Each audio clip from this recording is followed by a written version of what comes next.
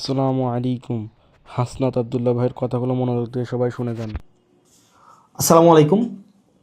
ধরেন আপনার এলাকায় এই মুহূর্তে আপনার পাশ দিয়ে বয়ে চলা নদীতে একটা লাশ ভেসে উঠলো।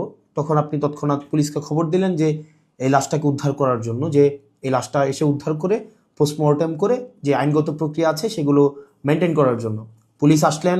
পুলিশ এসে সেই লাশটা আপনার বাসা থেকে ফর এক্সাম্পল 50 কিলোমিটার দূরে আপনার সদর হসপিটালে নিয়ে গেলেন। সেখানে পোস্টমর্টেম করা, সেখানে হচ্ছে ডোমকে রাজি করানো, তারপর হচ্ছে জানাজা, দাফন কাফন, এই প্রত্যেকটা কার্যক্রম পুলিশ নিজে উপস্থিত থেকে করলেন বা করেন। এটাই, পুলিশ ছাড়া এই কার্যক্রমগুলো কেউ করে না। অথবা কেউ হারিয়ে গেলেন, অথবা কেউ আত্মহত্যা করলেন, এই যে কার্যক্রমগুলোকে আমরা পুলিশকে দিয়েই হচ্ছে আমরা করতে হয়।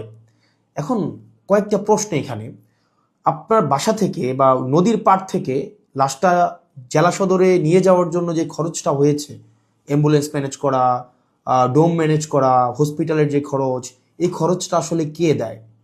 এই খরচটা দেয় হচ্ছে সেখানে নিয়োজিত যিনি দায়িত্বপ্রাপ্ত এসআই, কনস্টেবল বা যিনি যান, পুলিশের যে সদস্য যান, তাকেই কিন্তু এই খরচটা বহন করতে হয়।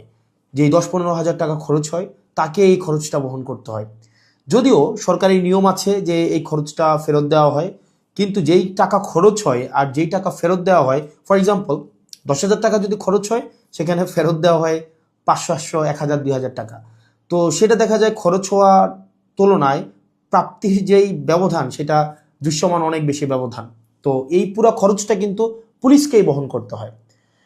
দ্বিতীয়ত হচ্ছে, আপনি যদি আপনার এলাকার থানাগুলাতে যান, থানাগুলাতে গিয়ে যদি দেখেন যে আপনার এলাকার এসআই, কনস্টেবল বা আপনার যারা সেবা দিয়ে থাকেন যে পুলিশগুলা কোন ধরনের পরিবেশে থাকেন, আপনি বিশ্বাস করেন, যদি আপনি ওই পরিবেশটা দেখেন, আমরা ইউনিভার্সিটিতে যেভাবে গণরুমে ছিলাম, এক রুমে গাদাগাদি করে অনেকজন, ফ্লোরিং করা, শুধুমাত্র তোষকটা থাকতো, উপরে ফ্যান নাই, যথাযথ পয় নিষ্কাশন ব্যবস্থা নাই, তারপরে হচ্ছে ভেন্টিলেশন সিস্টেম নাই, একটা মানবীয় জীবন বলতে যেটা বোঝায়, আপনার থানাগুলোতে পুলিশরা সেই ধরনের পরিবেশে থাকে।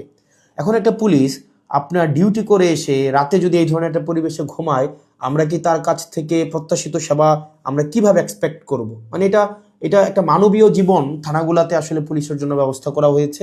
এত বছরেও পুলিশ এই সেবাগুলোতে, এই মৌল মানবিক পুলিশের যেই বেসিক যে সেবাগুলা, সেগুলো এখনো পর্যন্ত কিন্তু সংস্কার করা হয়নি।